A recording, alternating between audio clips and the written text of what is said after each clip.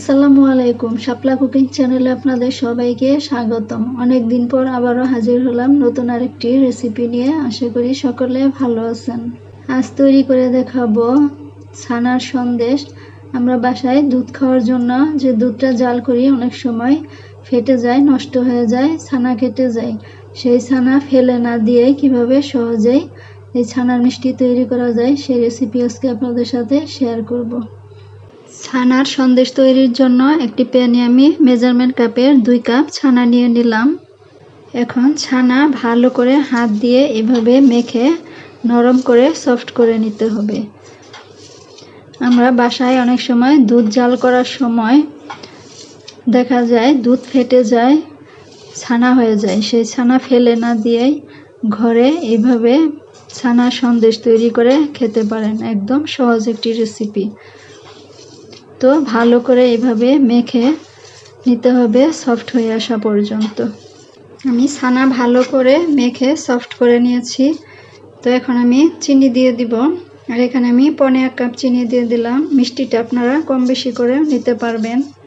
আর ছানার ভিতর যাতে পানি না থাকে, ছানাটা একটা চালনিতে ঢেলে পাতলা কাপড়ে নিয়ে তারপর পানিটা ভালো করে চিপে ঝরিয়ে নেবেন।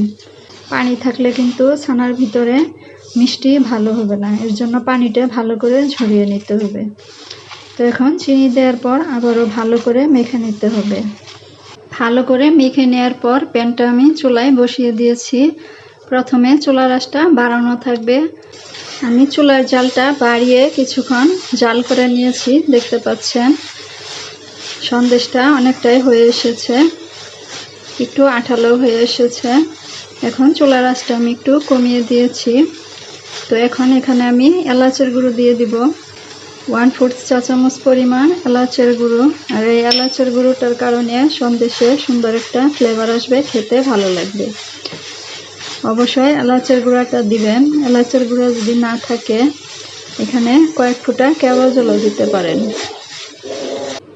এখন আমি চুলাটা অফ করে নামিয়ে নিব। একটু নরম থাকতেই নামাতে হবে, কারণ ঠান্ডা হলে শক্ত হয়ে যাবে।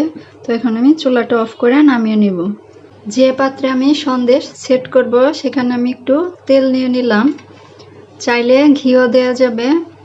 তো ভালো করে ব্রাশ করে নিতে হবে, এতে করে সন্দেশ সহজেই উঠে আসবে, তলায় আর লেগে যাবে না। এখন গরম থাকা অবস্থাতেই নামিয়ে নিতে হবে। তারপর সঙ্গে সঙ্গে এভাবে চেপে দিতে হবে সমান করে, চারদিক যাতে সমান হয়। দ্রুত করতে হবে কারণ শক্ত হয়ে যেতে পারে। তো ভালোভাবে আমি চেপে চেপে সুন্দর করে সেট করে নিয়েছি। দেখতে পাচ্ছেন এভাবে ঘুরিয়ে ঘুরিয়ে চারদিক সমান করে নিয়েছি। তো এখন নর্মাল টেম্পারেচারে রেখে ঠান্ডা করে তারপর আমি নর্মাল ফ্রিজে রেখে দিব সেট হওয়ার জন্য 1 ঘন্টা। তারপর কেটে আপনাদের দেখাবো। আমি ছানার সন্দেশ ফ্রিজ থেকে বের করে নিয়েছি, ভালোভাবে সেট হয়েছে। তো এখন কেটে নিব।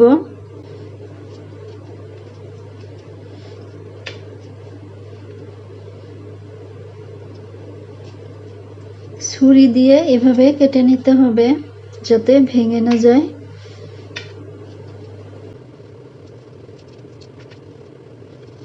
এখন ঘুরিয়ে আবারও এভাবে কেটে নিব।